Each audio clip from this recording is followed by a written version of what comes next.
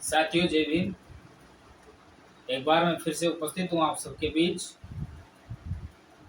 एक मुद्दे को लेकर के, जो कि बसपा के खिलाफ हमेशा चलाया जाता है।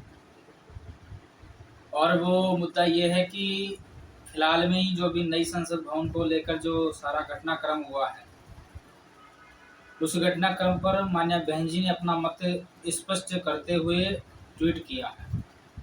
उस ट्वीट के बाद में विपक्ष के तो खलबली मची है, लेकिन कुछ हमारे ही समाज के बुद्धिजीवी वर्ग के लोग कुछ ज़्यादा ही दिमाग लगा रहे हैं।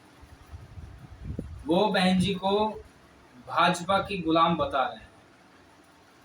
एक प्रोफेसर है कोई करके, मुझे नाम तो उसका ध्यान नहीं है, शायद कोई लाल करके है। तो उस प्रोफेसर ले अपने ट्विटर हैंडल पर लिख रहा है कि दलितों हो जाओ सावधान और बहन जी हो गई भाजपा की गुलाम। ये प्रोफेसर साथियों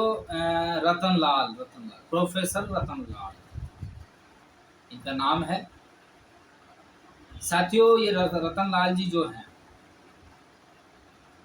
ये बहन जी को भाजपा की गुलाम बता रहा है। तो इस रतन लाल जी से मेरा कहना है कि आप लोग जब कांग्रेस की भारत जोड़ो यात्रा की बैठक में वहाँ राहुल गांधी की स्पीच को बड़े कान लगा करके सुनते हैं, ध्यान लगा करके सुनते हैं, तब फिर आप किसके गुलाम हुए, इसका जवाब भी आप जरूर दें। साथियों, आप ये चित्र आप देख रहे होंगे साइड में, जिस चित्र में पीछे बोर्ड लगा है भारत जोड़ो यात्रा की बैठक, उस पर स्पष्ट लिखा हुआ है।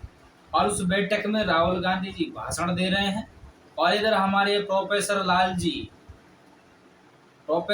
इधर बैठे हुए हैं, जो बिल्कुल कान लगा करके गांधी जी के विचारों को सुन रहे हैं। तो एक बात बताइए मिस्टर प्रोफेसर साहब, कि बहन जी अपना मत स्पष्ट करती है, बहन जी कोई लालम झोल नहीं करती है, बहन जी स्पष्ट अपना मत रखती है, तो आप कहते हो कि बहन जी भाजपा की गुलाम हो गई है। और आप यहाँ कांग्रेस की बैठक में बैठ करके क्या भजिया तल रहे हैं, या फिर बहुजन मिशन को आप बुलंदियों पर ले जा रहे हैं। आप उस कांग्रेस की बैठक में बैठे हैं जिस कांग्रेस ने बाबा साहब को खून के आंसू रुलाया था। अरे उसी कांग्रेस की बैठक में आप लोग बैठे हैं जिस कांग्रेस ने बाबा साहब को कदम कदम पर परेशान किया था। आप बात करते हैं बहुजन मिशन चलाने की। अगर बहन जी भाजपा की गुलाम है, अगर वो उनका मत स्पष्ट करती है, तो आप भी कांग्रेस की बैठकों में जाकर के ये कांग्रेस के नेताओं के साथ फोटो खिंचवा करके क्या आप कांग्रेस के गुलाम नहीं हुए? साथियों, ऐसे प्रोफेसर लोगों से आप लोगों को सावधान रहना पड़ेगा। इन प्रोफेसर लोगों की असलियत आप लोगों को जाननी पड़ेगी। ये लोग एक तरफ बहन जी को भाजपा का गुलाम कहते हैं और दूसरी तरफ ये कांग्रेस की बैठकों में जाकर के वहां पर रसगुल्ले और बालूशाही खाते हैं। मेरे साथियों, ऐसे लोगों का असली चेहरा भी आप लोगों को पहचानना पड़ेगा। दूसरी फोटो इन प्रोफेसर लाल जी की देखिए, जो कि जयराम रमेश जो कांग्रेस के राष्ट्रीय महासचिव हैं, उनके साथ बढ़िया सुंदर सी हल्की हल्की मुस्कान में फोटो खिंचवा रहे हैं। साथियों, इन लोगों का कांग्रेस के साथ होना, क्या ये कांग्रेस की गुलामी नहीं है? बहन जी अगर अपना मत स्पष्ट करती है तो उन्हें मनवादी बता दिया जाता है, भाजपा की गुलाम बता दिया जाता है, मनवादी बता दिया जाता है। एक प्रोफेसर लाल जी की एक और तस्वीर आप लोग देखिए, जिसमें ये वही लोग हैं जो बहन जी को मनवादी कहते हैं, लेकिन खुद महाकाल के दर्शन करने जाते हैं। मेरे भाइयों और मेरे साथियों, ऐसे लाल लाल लोगों की आपको काली काली काली काली हरकतें पहचाननी होगी।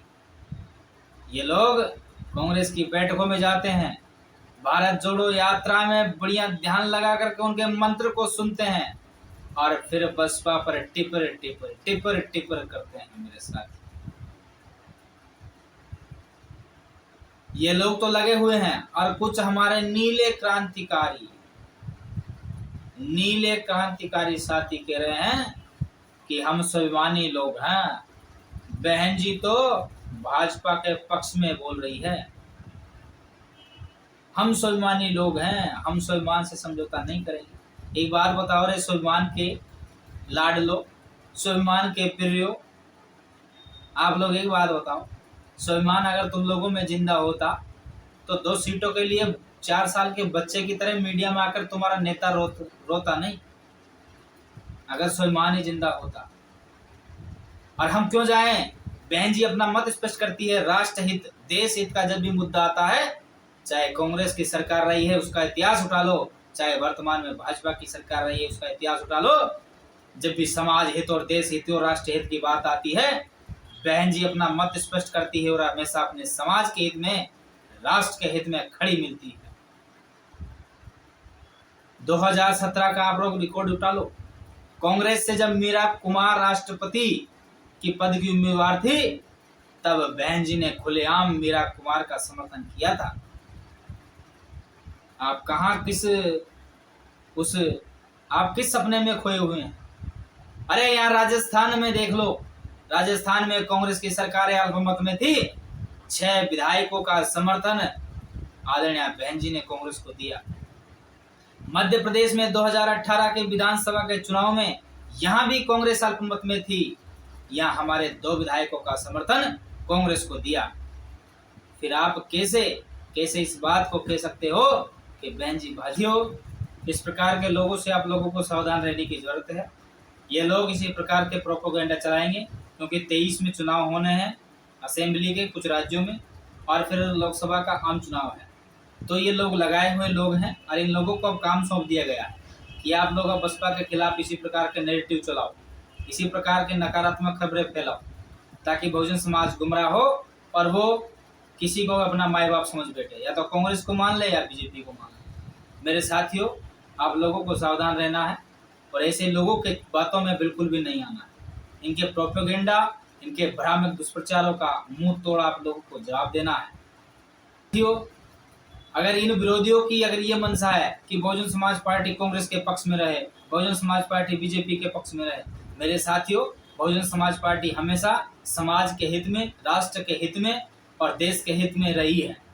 बहुजन समाज पार्टी ना कांग्रेस का समर्थन करती है, ना बीजेपी का समर्थन करती है। बहुजन समाज पार्टी तो अपने समाज का हित का समर्थन करती है। साथियों, 2017 में भी आप लोगों ने उदाहरण देखा है, जब मान्या बहन जी ने मीरा कुमार को समर्थन किया था राष्ट्रपति पद के लिए। तो ऐसी तमाम बातें हैं जहाँ राष्ट्र हित, देश हित, समाज हित की बातें आई हैं, वहाँ बहन जी ने अपना मत स्पष्ट रखा है। ना भाजपा की हाँ में हाँ मिलाई है, ना कांग्रेस की हाँ में हाँ मिलाई है। अपने स्वाभिमान के साथ समझौता नहीं किया है।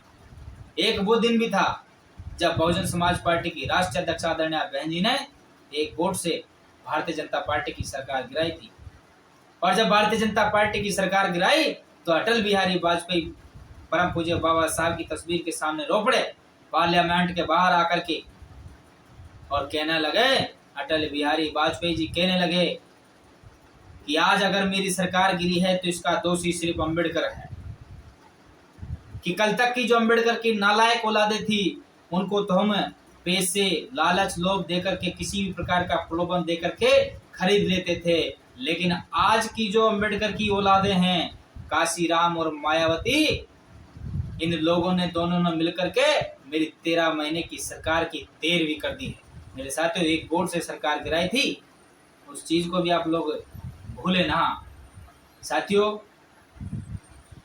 बहुजन समाज पार्टी अगर इस देश में स्थापित है तो ही बहुजन समाज का स्वाभिमान स्थापित है, इस बात में कोई दो राय नहीं है। हमसे पूछने वाला साथियों कोई भी नहीं है। आज हमारे पास हमारा अपना एक राष्ट्रीय प्लेटफॉर्म है। इस राष्ट्र, जब भी ये राष्ट्रीय प्लेटफॉर्म कमजोर होता है, इतिहास गवा रहा है मेरे साथियों, इस बहुजन समाज पर जुल्म और जाति का दौर शुरू होने लगता है। इसीलिए साथियों, आप लोग सब मिलकर के, 24 का चुनाव नजदीक है, ये लोग प्रोपेगेंडा इसी तरह के फैलाएंगे, लेकिन आप लोगों को इन लोगों के प्रोपेगेंडा से सावधान होकर के और 24 में मेरे साथियों कमर कसनी है। और कुछ हमारे नीले क्रांतिकारी भी लगे हुए हैं। इन नीले क्रांतिकारियों से भी मेरा कहना है कि भाइयों, मूर्ख मत बनो। 24 का चुनाव सर पर है। आप लोग क्यों क्यों मूर्ख बने में तुले हो? अरे आपके पास आपका राष्ट्रीय घर है, इस घर को मजबूत कर लो, सरकार बना लो, अन्यथा तुमसे भी पूछने वाला कोई नहीं रहेगा। अरे तुम लोगों की औकात को सामने वाला 2 सीट की नहीं मान रहा है, तुम लोगों को वो 2 सीट वाली औकात नहीं मान रहा है, और तुम लोग उनके पिछलग्गू बने हुए हो। बताओ। इसलिए अगर आपकी अपनी औकात बनाए बचाए रखनी है तो बहुजन समाज पार्टी को मजबूत कर लो मेरे भाई। इन्हीं सब बातों के साथ आप सभी से मैं रजा लेता हूँ। बहुत बहुत धन्यवाद।